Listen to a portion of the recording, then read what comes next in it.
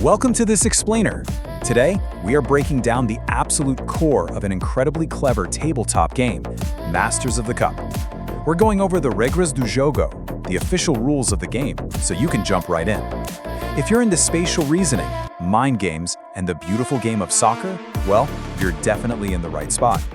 Ready to think like a coach and win like a champion? That's the actual tagline of the game, and honestly, it hits the nail right on the head. This isn't just about taking blind guesses. No way. You've really got to outmaneuver the person sitting across from you, get inside their head to predict their defensive formations, and fiercely protect your own. Just take a look at the full board interface.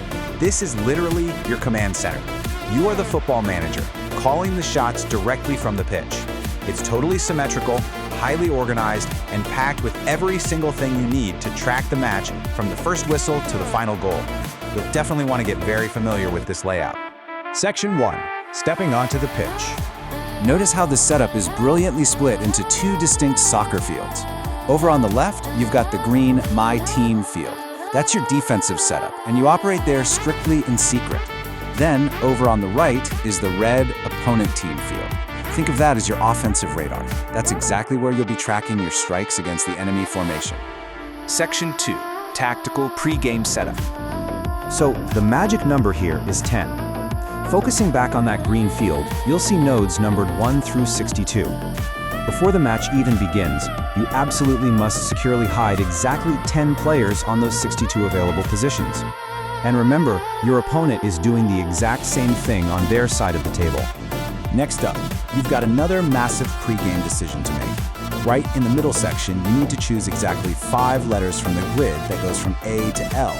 These 5 letters, they act as your goalkeeper saves for the entire match. You just jot those down right in the orange My Saves boxes. And that gives you your full pre-match checklist. You sign your name as the coach, distribute your 10 players across the grid, and lock in those 5 goalie saves. It's absolutely crucial to get this locked in before you engage. Once both managers knock out those 3 steps, the real mind games begin. Section 3. The core gameplay loop. The whole back-and-forth tension relies on a really simple, strict 3-step process. On your turn, you literally just call out a number from 1 to 62. Then, you wait in suspense for their response. Finally, you record the result. Boom, then it's their turn to do the exact same thing to you. So, when you call out a number, let's say 45, what happens next dictates your next move entirely. If they actually hit a player on 45, they have to loudly declare player. That is a direct hit. But if 45 is just open grass on their board, they say empty, and your strike missed. As you gather all this intel, you'll use your red board to build a visual map of their setup. Here, player, draw a big O on that number. Here, empty, cross it out with a big X. Over time, this blank slate completely transforms into a detailed tactical breakdown of exactly where they're hiding. What I really love is how elegant the game design is here. It actually reminds you of these symbols right at the bottom of your console. A green circle means a hit, a red X means a miss. You don't have to frantically flip through a rule book. Everything you need to execute your strategy is literally right in front of you. Section 4. Taking shots on goal.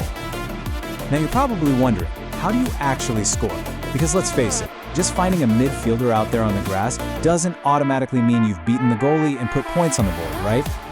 Well, here is the golden rule, the ultimate game changer, the 2-for-1 rule. For every 2 opposing players you successfully locate, meaning 2 O's marked on your red board, you earn the right to take 1 shot at the opponent's net. Find 2 players, get 1 shot. It is really that simple. Let's look at how this turns into a totally wild penalty shootout scenario. When you earn that shot, you look at the opponent goal box at the top, featuring letters A through L. You pick a letter and boldly announce it. Now remember those 5 saves they picked before the match started. If your letter is not one of their protected saves, boom, the ball hits the back of the net. Goal! You bubble in a soccer ball in your score box. But if they did protect it, blocked, shot wasted. Section 5. The final whistle. The end game conditions are beautifully straightforward. There's no timer here.